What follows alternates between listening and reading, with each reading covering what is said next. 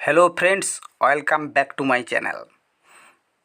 বন্ধুরা, হাতে পাঁজি মঙ্গলবার মানে পরীক্ষার আর দিনক্ষণ সময় নেই। দ্বিতীয় ইউনিট টেস্ট অনেক স্কুলে শুরু হয়ে গেছে এবং কিছু স্কুলে শুরু হতে চলেছে এই সোম মঙ্গলবার থেকে।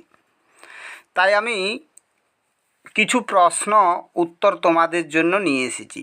তো তোমরা যদি ষষ্ঠ শ্রেণীর ছাত্রছাত্রী হও, ইতিহাস থেকে পুরো বিষয়টা দেখে নাও আমি কি বলছি। দেখো, তোমাদের একটা ষোড়শ মহাজনের আমি ছবি দিয়েছি, টেক্সট বই থেকে ছবিটা। ভেরি ভেরি ইম্পর্ট্যান্ট, 100% পড়ার চান্স রয়েছে। মগধের উত্থানের কারণ কি? তো বন্ধু, এই প্রশ্নটা আমি আলোচনা করে দিচ্ছি। ষোড়শ মহাজন পদ কি? ষোড়শ মহাজন পদের মধ্যে মগধ কেন শক্তিশালী হলো? এই প্রশ্নটা খুবই ইম্পর্ট্যান্ট। তো দেখো, আমি আলোচনা করে দিচ্ছি কিভাবে।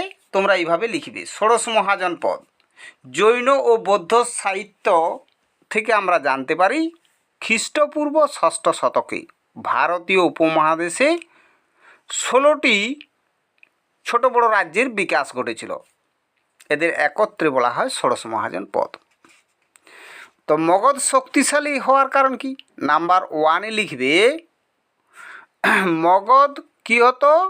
নদীর দ্বারা পরিবেষ্টিত। নদী ও পাহাড় দ্বারা পরিবেষ্টিত ছিল মগধ।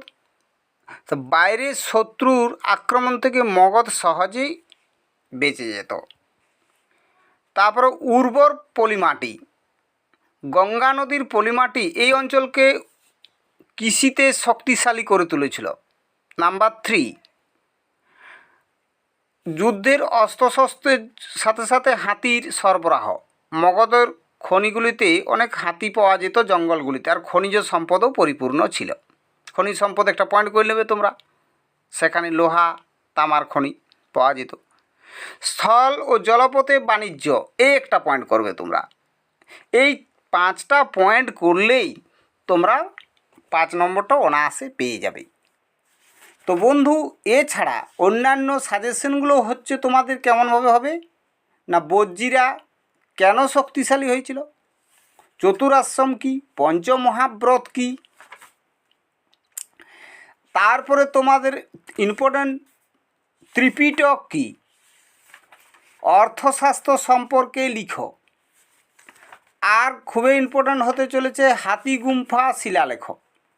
এই একটা, সমুদ্রগুপ্তের সভাকবির নাম কি, আর এলাহাবাদ প্রশস্তি সম্পর্কে লিখো। বাণভট্টের হর্ষচরিত। তো তোমরা এই প্রশ্নগুলো করলেই 100% কমন পেয়ে যাবে। তো ভালোভাবে পরীক্ষা দাও। আমি 100% কমন দিচ্ছি যে এই যে কটা প্রশ্ন বললাম এর মধ্যে ছাড়া একটা প্রশ্নও হবে না, এখানেই পেয়ে যাবে তোমরা বড় বড় প্রশ্নগুলো। আর শর্ট প্রশ্নগুলো ভালোভাবে করতে থাকো। আমার ভিডিওগুলো নিয়মিত দেখো, শর্ট প্রশ্ন অনেক তোমাদের জন্য দিয়েছি।